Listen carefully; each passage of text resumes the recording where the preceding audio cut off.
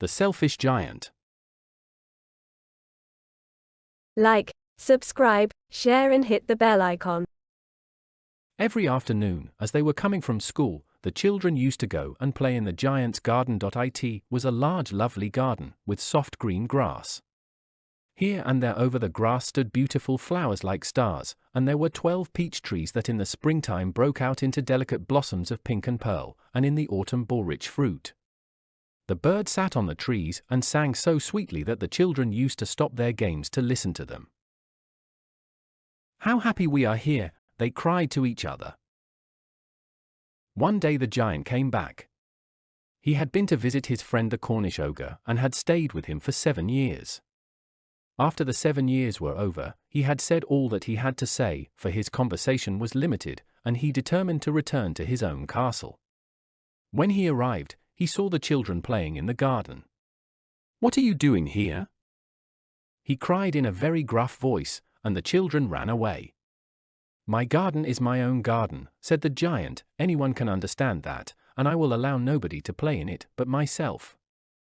So, he built a high wall all around it and put up a notice board: "Trespassers will be prosecuted." He was a very selfish giant. The poor children had now nowhere to play. They tried to play on the road, but the road was very dusty and full of hard stones, and they did not like it. They used to wander around the high wall when their lessons were over and talk about the beautiful garden inside. "How happy we were there," they said to each other. Then the spring came, and all over the country, there were little blossoms and little birds. Only in the garden of the selfish giant, it was still winter.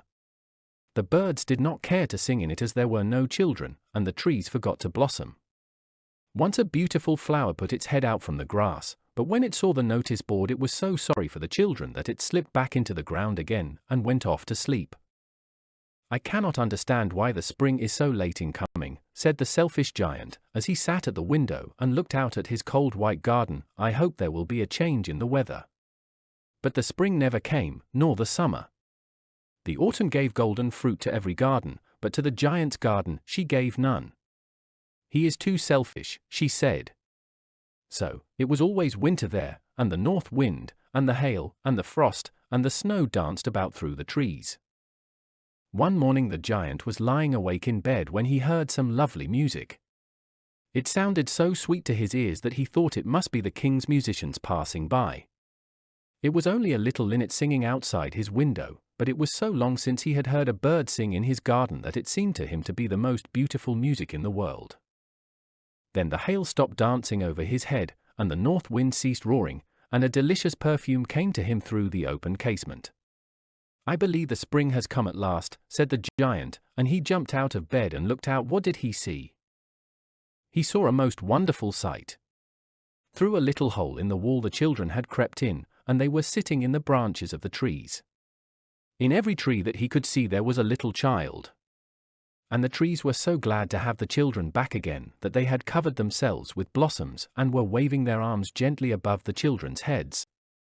The birds were flying about and twittering with delight, and the flowers were looking up through the green grass and laughing. It was a lovely scene. Only in one corner it was still winter. It was the farthest corner of the garden, and in it was standing a little boy. He was so small that he could not reach up to the branches of the tree, and he was wandering all around it, crying bitterly. The poor tree was still quite covered with frost and snow, and the north wind was blowing and roaring above it. "Climb up, little boy," said the tree, and it bent its branches down as low as it could, but the boy was too tiny. And the giant's heart melted as he looked out. "How selfish I have been," he said. "Now I know why the spring would not come here.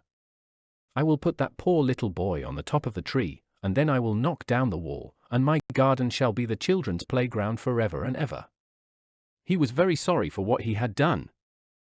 So, he crept downstairs and opened the front door quite softly and went out into the garden. But when the children saw him, they were so frightened that they all ran away, and the garden became winter again. Only the little boy did not run, for his eyes were so full of tears that he did not see the giant coming. And the giant stole up behind him and took him gently in his hand and put him up into the tree. And the tree broke at once into blossom, and the birds came and sang on it, and the little boy stretched out his 2 arms and flung them round the giant's neck and kissed him. And the other children, when they saw that the giant was not wicked any longer, came running back, and with them came the spring. "It is your garden now, little children," said the giant, and he took a great axe and knocked down the wall. And when the people were going to market at noon, they found the giant playing with the children in the most beautiful garden they had ever seen. Thank you for watching my story. Be good to everyone. See you next time.